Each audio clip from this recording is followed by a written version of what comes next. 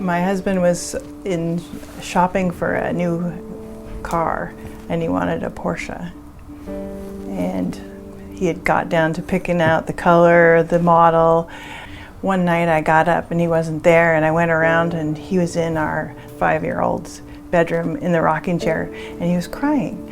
And he said, "I don't want a car, I want more people." And John came into this world and was in the NICU for almost 2 weeks. And he came home with us, and then we started on our journey of learning John. We really didn't realize there was anything wrong until about 6 months. His pediatrician said, "I want you to go have this eval." And they didn't find anything wrong with him per se. They just had markers that said, okay, this isn't correct. So we started on some physical therapy and some basically cognitive therapy and speech therapy.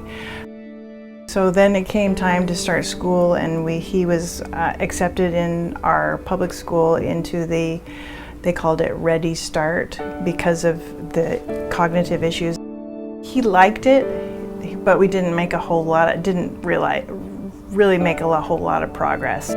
So then we go into kindergarten and the behavior got worse. And I was getting calls once a week from the principal. We've had to physically restrain him. Can you come get him? So the second year of kindergarten, much better. But still, I was getting calls, and still behavior was an issue, and he wasn't keeping up academically at all even with holding him back. The special ed teacher really worked with him, but still she didn't have the time that he needed.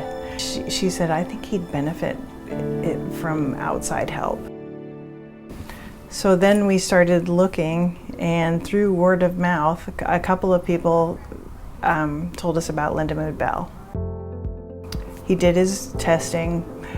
We started off with him doing the intensive program. He'd spend his morning here, and then I'd pick him up and he'd spend the afternoon at public school, visualizing and verbalizing and seeing stars, a combo of both. The clinicians were awesome as far as finding what worked for John. And it wasn't easy, but they stuck with it, and I think the main thing is they did not give up on John, and that was key for John relaxing and saying, "It's okay, I'm going to be okay." They gave us some hope.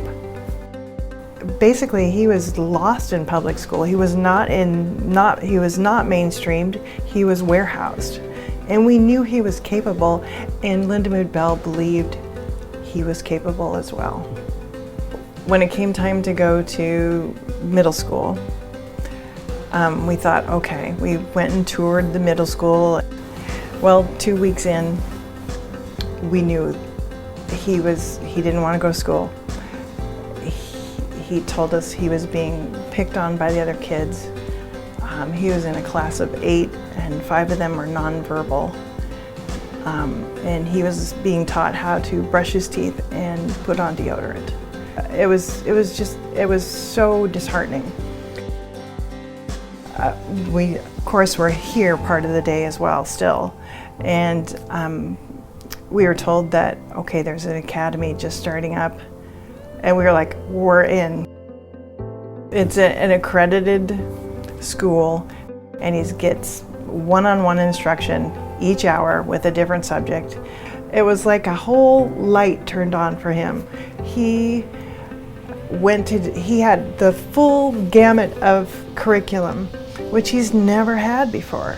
He was doing social studies, science, language arts, math, and just at John pace, but he was doing it, and he loves it.